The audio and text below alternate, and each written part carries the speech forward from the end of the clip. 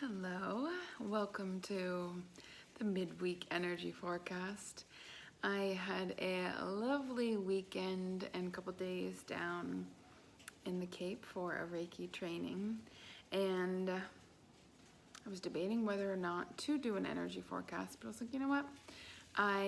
With all my clients this week and even myself, I've been talking about this particular topic. And I think that this guidance is helpful, not just this week, but always. So the topic is about your inner child.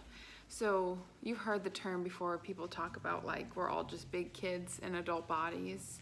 And that inner child, please excuse my chicken cooking. This is like how last minute, all right, I'm just gonna do it, it was. That inner child is an aspect of you. So we have our adult self, we have our inner child self, we have our mind, we have our soul. So what to do with the inner child? Well, generally speaking, as an adult, you are pretty aware of your emotions. You have lived enough life to realize that stuff happens. People hurt. It's normal to feel nervous for things. It's nervous to not know what's coming, and that can cause you some anxiety. But there's emotions far beyond that, like terror, feelings of abandonment or betrayal, that are often triggered by, everyday situations. And this is how you know your inner child is needing your attention and needing to be integrated, is that we react more strongly than our adult self would normally react. So what you do here is when you're feeling some sort of emotion, content, steady, okay, that's one thing. But when you have a strong reaction to something, when you are feeling lonely or really worried, panicked, or just on edge, this is a little practice to do. And maybe you do it along with me now. And what this practice does, why it will help you, is it helps you process emotions and situations from your past, and this helps to soothe your inner child. And if you think about an inner child, right, we are so kind, well, most people are so kind to children that when they're struggling, we're so quick to remind them that it's all right. Oh, they're there, it's okay, it's gonna be okay. I know this is hard for you. But at some point in adulthood, we stop saying that. And we say, well, maybe you need to work harder. Maybe you weren't good enough. Maybe, we come up with all these different things. So you're probably not gonna get this loving attention from your partner or your friend or your mom or whoever's in your life that loves you. But you can reparent yourself. So the way we reparent is when you're feeling a strong emotion, to take a moment. And it can just take a moment. It's not this big meditation to do anything. You take a moment, you close your eyes. So maybe there's a certain emotion present for you right now. Or maybe you just feel agitated or uncomfortable in some way. So close your eyes. You can put your hand on your heart if that feels good to you. And I want you to imagine a younger version of yourself. Maybe you imagine a photo, or you can actually see your younger self. So imagine that version of yourself. Notice what age. Could be young, like middle school, maybe even 5 or 6. Maybe it's 18 or 25. Any version of you that's younger than your now self. Just noticing that version of you. Now I want you to notice, how does that version of me feel?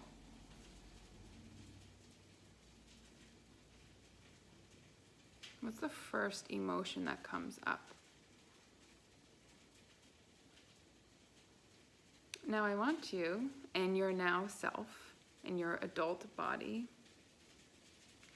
to look at that version of you and introduce yourself, just telepathically, mind to mind. Hey, my way, little Laura, I am older you. I know you're feeling panicked. I can see that, I can feel that. And I just want you to know I hear that. I hear you. And I want you to know, you don't have to say this verbatim, but I want you to know that we did survive those scary things and we actually come out on the other side all right. Things do actually work out just fine. But I know that's not really what you want to hear right now. But I do want you to know that I'm here for you.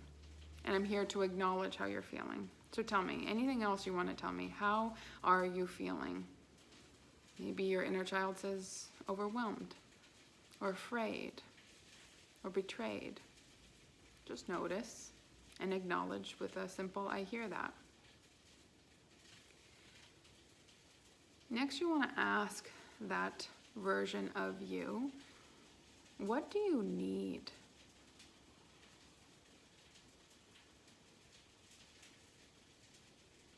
What do you need? And notice what comes through. Maybe it's a hug. So your now self, you can imagine hugging that younger version of yourself. Maybe it's play, maybe it's space, maybe it's a snack, maybe it's rest, maybe reassurance. Listen to what that version of you needs. And you can ask again, is there anything else you need? How can I help you? How can I help you feel safe? Think about talking to a child. What does that version of you look like when you're being kind and compassionate and holding space for this child?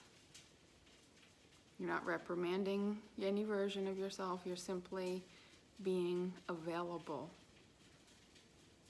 And so now, kind of wrapping it up, perhaps you got an answer about what your inner child needs, and you can go forth and do that.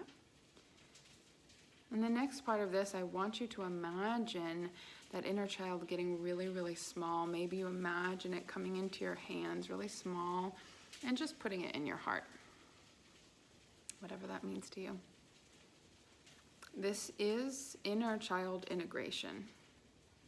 And what happens when we integrate the inner child, we don't have such misplaced, strong reactions to things because our inner child is reparented. Our inner child is heard and seen in a way that we needed to be seen and heard. And think about a child. You don't just show up once and they trust you and they believe you, and you have to be consistent.